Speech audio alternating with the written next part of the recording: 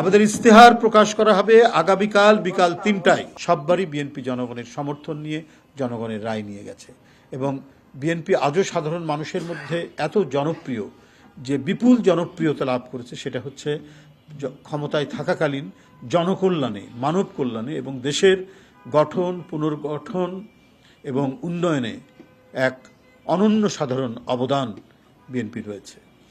তো এই কারণেই আজও বিএনপি এত নিপীড়ন নির্যাতন সহ্য করেছেন ফ্যাসিবাদের দ্বারা। রাতের পর রাত, দিনের পর দিন গুম, খুন এবং অকাতরে বিএনপি নেতাকর্মীর বিরুদ্ধে মিথ্যা মামলায় নির্যাতন করার পরেও বিএনপিকে দমন করতে পারেননি। বিএনপি এবং এর অঙ্গ সংগঠন কর্মীরা কেউই তাদের এই নিষ্ঠুরতম নির্যাতনের মধ্যেও তাদেরকে পদানত করা যায়নি, মাথা নত করানো যায়নি, বরং চির উন্নত মমশির হিসেবেই তারা থেকেছেন। কারণ তাদের নেতৃত্বে ছিলেন দেশনেত্রী বেগম খালেদা জিয়া। কোনো লোভ প্রলোভন, কোনো ধরনের হুমকি যার হৃদয়কে স্পর্শ করতে পারেনি, যার মাথাকে কোনোদিন নোয়াতে পারেনি, অবিচল এবং নির্ভীকভাবে যিনি এদেশের গণতন্ত্র ফেরাতে সর্বোচ্চ অবদান রেখেছেন।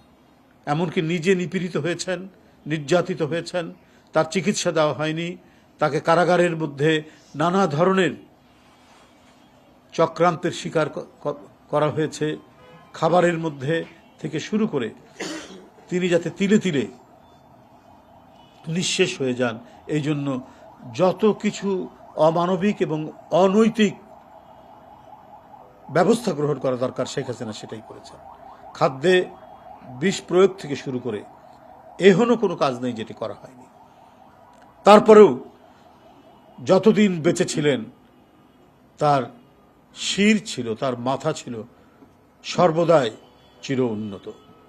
যার কারণেই তার আন্দোলনের নেতৃত্বের কারণেই আমাদের সমাজভূমি গণতন্ত্রের জন্য উর্বর হয়ে উঠেছিল এবং সেই উর্বর গণতন্ত্রের যে সমাজভূমি আমাদের নির্মিত হয়েছিল তার উপরেই গড়ে উঠেছিল জুলাই আগস্টের ছাত্র জনতার আন্দোলন।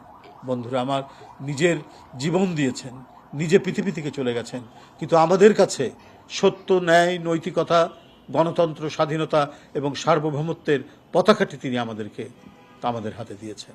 আমার বিশ্বাস যে এই যে রাজনীতিতে শহীদ জিয়া, দেশনেত্রী বেগম খালেদা জিয়া এবং জনাব তারেক রহমান, তাদের যে দীর্ঘদিনের সংগ্রাম, আন্দোলন, ত্যাগ, তার যে মহিমা, এদেশের জনগণ ধানের শীষকে ভোট দেবে।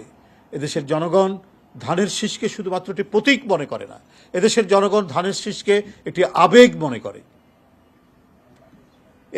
এই আবেগেই ধারণ করেই এদেশের জনগণ ধানের শীষ প্রতীকে আগামী 12ই ফেব্রুয়ারি ভোট দেবে। এটা এদেশের শ্রেণী পেশার মানুষের দৃঢ় বিশ্বাস। দেখুন, আমি এ ব্যাপারে বলতে চাই না, আমার মূলত আমাদের কর্মসূচিটাই আপনাদের কাছে বলেছি। তবে একটা জিনিস আমি শুধু আপনাদেরকে বলবো, শাক দিয়ে মাছ ঢাকা যায় না, এই যে প্রবাদ, এই প্রবাদটা এমনি আমাদের সমাজে প্রতিষ্ঠিত হয়নি। এটা প্রতিষ্ঠিত হয়েছে যে এই ধরনের ঘটনাগুলো সমাজে প্রায় ঘটে, যে নিজে একটা কাজ করার পরও সেটাকে নানাভাবে ঢাকার চেষ্টা করা হয়, কিন্তু সত্য সত্যই থাকে, বেরিয়ে আসে, তাকে মিথ্যা দিয়ে ঢাকা যায় না, আর মিথ্যাকে সত্য বলে চালানো যায় না। যা কিছু আমরা দেখছি, যা কিছু অবলোকন করছি, এটা শাক দিয়ে মাছ ঢাকারই নামান্তর। ধন্যবাদ সবাইকে। আমাদের ইস্তেহার প্রকাশ করা হবে আগামীকাল বিকাল 3টায় প্যান প্যাসিফিক সোনারগাঁ হোটেলে। আগামীকাল 3টায় এই বিএনপির নির্বাচনী যে ইস্তেহার, সেই ইস্তেহার ঘোষণা করা হবে। ধন্যবাদ।